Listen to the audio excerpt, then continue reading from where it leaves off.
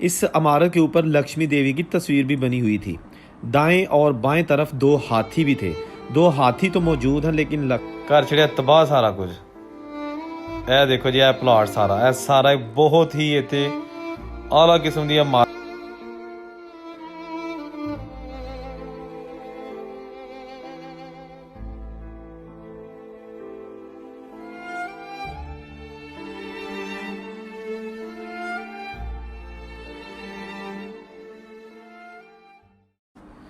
लाहौर के लक्ष्मी चौक में एक तारीखी इमारत आज भी आपको देखने को मिलती है।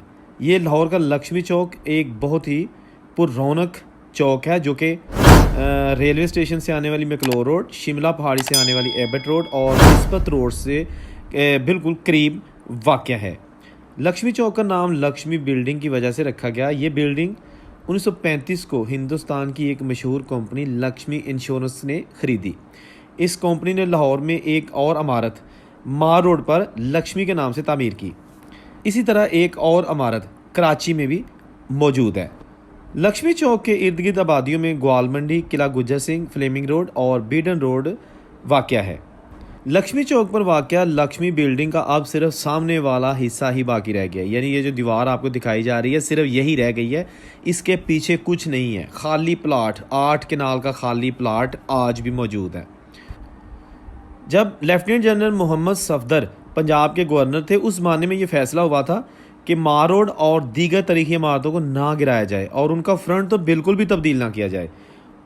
जिस तरह के दूसरे बाहर के ममालिक में होता है कि फ़्रंट को जो है ना वो तरीक़ी अहमियत हासिल होती है, उसको कभी भी आप नहीं गिरा सकते। इसी तरह ये जो इमारत है इसका भी सिर्फ फ्रंट रह गया है।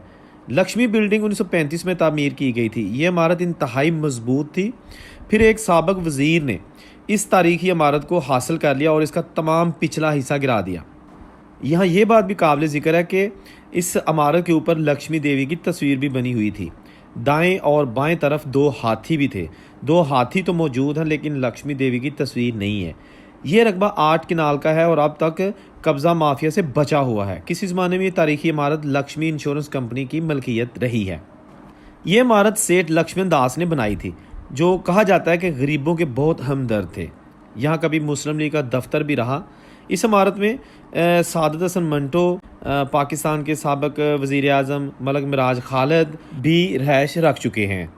लक्ष्मी चौक के पास ही फ़िल्मों की बहुत बड़ी मार्केट रॉयल पार्क मौजूद है, ठीक है ना। उसकी मैं अलग वीडियो बनाऊंगा, लेकिन यहाँ ये बताना ज़रूरी है कि इस एरिया में फ़िल्मों की मार्केट रॉयल पार्क होने के बायस जो उस दौर में पुराने अदाकार, गुलूकार और फ़नकार थे वो शाम होते ही जमा हो जाया करते थे, जिनमें उस वक़्त पाकिस्तानी और भारतीय फ़नकार शामिल हैं।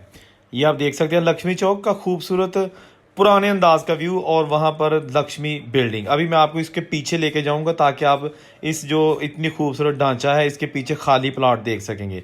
ये दयाल सिंह कॉलेज है। थोड़ा पीछे अगर आप देखें वो दरख्तों के दरमियान, तो वो दयाल सिंह कॉलेज है। ये मेट्रो के ऊपर लाइन बजी है, मेट्रो ट्रेन। और ये जनाब लक्ष्मी चौक, उसमें जो पुराना स्ट्रक्चर है, बहुत ही ज़बरदस्त किस्म का स्ट्रक्चर, हाथी बने हुए हैं ऊपर। वाह जी वाह, सेठ लक्ष्मण दास ने क्या ज़बरदस्त शिकार बनाया यार। देखो तुसी कित्थे गए लोग हैं जी। ज़बरदस्त झरोके, बहुत वड्डा गेट है। देखो ना, टैंपल टाइप लग रहा है, जिस तरह जड़ा पुराना टैंपल कोई होंदा है। एडी मजबूती ना बनी है दीवार के, मेरा ख्याल इन्हों को ढाई भी नहीं गई लोगों को, वरना उन्होंने ढाक ढू मारते। ए देखो जी खिड़कियाँ, उजड़ गया सारा कुछ। इनू संभाल लो, गौरमेंट चाहिए इन्हू संभाल ले। बहुत ही कदीमी तारीखी विरसा, इनू संभाल लो करो। तो इत्थे बल्कि कोई जिहड़ा ना निगरान बिठाओ जिहड़ा लोगों को दसे कि बिल्डिंग है किहड़ी है। इहदा एक दरवाज़ा है, तो इहदे उत्ते जनाब तुसीं देखो ज़बरदस्त किस्म का जिहड़ा ना नक्शो नगार जिहड़ा वो तुहानूं नज़र आ रहा है। इह उत्ते ब्रिज बनिया दा, ट्रेन का है। क्या ज़बरदस्त शाहकार है जी। ये है लक्ष्मी चौक, खाने की वजह ना बहुत मशहूर है। इत्थे बहुत सारे सिनेमाघर होंदे सन। हुण तो फिल्म इंडस्ट्री में जवाल है, इसलिए सिनेमा बहुत सारे बंद हो गए ने। एक दौर होंदा कि साल च कोई 100 तो ज़्यादा जी ना फिल्मां वो रिलीज़ होंदियां सन और तकरीबन 850 सिनेमा पाकिस्तान दे मौजूद सी। ਇਹ ਬਿਲਡਿੰਗ ਤੁਸੀਂ ਦੇਖੋ, ਹਾਥੀ ਮੈਂ ਤੁਹਾਨੂੰ ਜ਼ੂਮ ਕਰਕੇ ਦਿਖਾ ਰਿਹਾ ਕਿ ਬਹੁਤ ਹੀ ਅੱਛੀ ਹਾਲਤ 'ਚ ਹੈ ਬਿਲਡਿੰਗ। ਅੱਜ ਵੀ ਇਹਦਾ ਫਰੰਟ ਹੈਗਾ, ਲੇਕਿਨ ਤੁਹਾਨੂੰ ਜ਼ਰੂਰੀ ਹੈ ਕਿ ਬੈਕ ਸਾਈਡ ਵੀ ਦਿਖਾ ਲਾਂ। ਇਹ ਗਲੀ ਹੈਗੀ ਹੈ ਲੈਫਟ ਸਾਈਡ ਦੇ ਉੱਤੇ, ਯਾਨੀ ਖੱਬੇ ਪਾਸੇ ਇਮਾਰਤਾਂ ਬਣੀਆਂ ਅਤੇ ਸੱਜੇ ਪਾਸੇ ਜਿਹੜਾ ਨਾ ਹੁਣ ਉਹ ਪਲਾਟ ਹੈਗਾ ਜਿਹੜਾ ਤਕਰੀਬਨ 8 ਮਰਲੇ ਰਕਬਾ ਹੈਗਾ।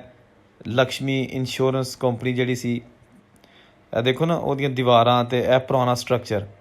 ਇੱਥੇ ਬਹੁਤ ਜ਼ਿਆਦਾ ਕਮਰੇ ਹੁੰਦੇ ਸਨ, ਦੱਸਿਆ ਗਿਆ ਹੈ ਕਿ ਬਹੁਤ ਜ਼ਿਆਦਾ ਕਮਰੇ, ਔਰ ਬੜੀ ਉੱਚੀ ਇਮਾਰਤ ਸੀ। ਡਿਮੋਲਿਸ਼ ਕਰਕੇ ਸਾਰਾ ਮਲਬਾ ਇਹਦਾ ਖ਼ਤਮ ਕਰ ਦਿੱਤਾ ਗਿਆ, ਗਾਰਤ ਕਰ ਦਿੱਤਾ ਗਿਆ। ਇਹ ਦੇਖੋ ਤੁਸੀਂ, ਮੈਂ ਤੁਹਾਨੂੰ ਹੋਰ ਦਿਖਾ ਲੈਣਾ ਉੱਤੇ। ਇਹ ਹੁਣ ਅੰਦਰਲੀ ਇਹ ਸਾਈਡ ਜਿਹੜੀ ਹੈ ਨਾ, ਇਹ ਦੇਖੋ ਤੁਹਾਨੂੰ ਦਿਖਾ ਲਈ ਜਾ ਰਹੀ ਹੈ। ਅੱਗੇ ਤੁਹਾਨੂੰ ਫਰੰਟ ਦਿਖਾਇਆ ਤਾਂ ਬਾਹਰਲੀ ਸਾਈਡ 'ਤੇ, ਇਹ ਅੰਦਰਲੀ ਸਾਈਡ 'ਤੇ ਦੇਖੋ ਦੀਵਾਰਾਂ ਟੁੱਟੀਆਂ ਅਤੇ ਖਿੜਕੀਆਂ ਟੁੱਟੀਆਂ, ਬਰਾਮਦੇ ਗਾਰਕ ਹੋਏ ਨੇ। ਇਹ ਦੇਖੋ ਘਰ ਛੜਿਆ ਤਬਾਹ ਸਾਰਾ ਕੁਝ। ਇਹ ਦੇਖੋ ਜੀ, ਇਹ ਪਲਾਟ ਸਾਰਾ ਬਹੁਤ ਹੀ ਇੱਥੇ ਆਲਾ ਕਿਸਮ ਦੀ ਇਮਾਰਤ, ਔਰ ਉਸ ਤੋਂ ਉਹਦੇ 'ਚ ਤਾਮੀਰਾਤ ਹੋਈਆਂ ਸਨ, ਦਫਾਤਰ ਬਣੇ ਸਨ। ਸ਼ਬਾਬ ਕਿਰਾਨਵੀ ਸਾਹਿਬ ਦਾ ਵੀ ਇੱਥੇ ਦਫ਼ਤਰ ਹੈ ਜੀ। ਪਾਕਿਸਤਾਨ ਦੇ ਫਿਲਮ ਸਾਜ਼ ਹੈਗੇ ਸਨ, ਬਹੁਤ ਅੱਛੀਆਂ ਇਹਨਾਂ ਫਿਲਮਾਂ ਬਣਾਈਆਂ ਨੇ, ਉਹਨਾਂ ਦਾ ਵੀ ਇੱਥੇ ਦਫ਼ਤਰ ਹੈ। ਇਹਦੇ ਨਾਲ ਇੱਥੇ ਬਹੁਤ ਸਾਰੇ ਲੋਕਾਂ ਨੇ, ਜਿਨ੍ਹਾਂ 'ਚ ਬਹੁਤ ਸਾਰੇ ਨਾਮਵਰ ਲੋਕ ਨੇ, ਉਹਨਾਂ ਨੇ ਵੀ ਰਿਹਾਇਸ਼ਾਂ ਰੱਖੀਆਂ ਨੇ। ਆਪਣੇ ਇੱਕ ਦੌਰ ਇੱਕ ਆਇਆ ਸੀ। ਅਤੇ ਅੱਜ ਜਨਾਬ ਇਹ ਗਲੀ ਹੈ ਜਿੱਥੋਂ ਦੀ ਮੈਂ ਲੰਘ ਕੇ ਆਇਆ, ਅਤੇ ਇਹ ਬਿਲਡਿੰਗ ਤੁਸੀਂ ਦੇਖੋ। ਫਰੰਟ ਇਹਦਾ ਫਿਰ ਵੀ ਖੂਬਸੂਰਤ, ਲੇਕਿਨ ਇਹ ਬੈਕ ਸਾਈਡ ਉਸ ਫਰੰਟ ਦੀ ਦੀਵਾਰ ਹੀ ਸਿਰਫ ਰਹਿ ਗਈ ਹੈ, ਬਾਕੀ ਸਾਰਾ ਕੁਝ ਤਬਾਹ ਹੋ ਗਿਆ। ਅਤੇ ਇਹ ਵੀ ਪਤਾ ਨਹੀਂ ਕਿਸ ਤਰ੍ਹਾਂ ਬਚੀ, ਕਿਉਂਕਿ ਬਹੁਤ ਸਖਤੀ ਨਾਲ ਕਿਹਾ ਗਿਆ ਕਿ ਜਿਹੜਾ ਹੈਗਾ ਫਰੰਟ ਤਾਰੀਖੀ ਇਮਾਰਤ ਦਾ ਉਹ ਨਹੀਂ ਗਿਰਾ ਸਕਦੇ। ਅਤੇ ਇਹਦੇ ਅੱਗੇ ਮੈਟਰੋ ਜਦੋਂ ਬਣੀ ਹੈ, ਔਰੇਂਜ ਟ੍ਰੇਨ, ਅਤੇ ਉਦੋਂ ਵੀ ਜਿਹੜਾ ਨਾ ਇਹ ਇੱਥੋਂ ਬਹੁਤ ਸਾਰੀਆਂ ਦੁਕਾਨਾਂ ਖਾਲੀ ਕਰਵਾਈਆਂ ਗਈਆਂ, ਲੇਕਿਨ ਇਹ ਇਮਾਰਤ ਨੂੰ ਨਹੀਂ ਛੇੜਿਆ ਗਿਆ। ਮੇਰਾ ਖਿਆਲ ਹੈ ਜਿਹੜੀ ਬਿਲਡਿੰਗ ਦਾ ਪਿੱਛੇ ਮਲਬਾ ਢਾਇਆ ਗਿਆ ਜਾਂ ਜੋ ਕੁਛ ਹੋਇਆ, ਇਹ ਵੀ ਨਹੀਂ ਸੀ ਹੋਣਾ ਚਾਹੀਦਾ।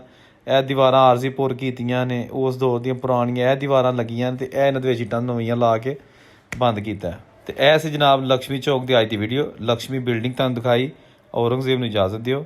ਰੱਬ ਰਾਖਾ।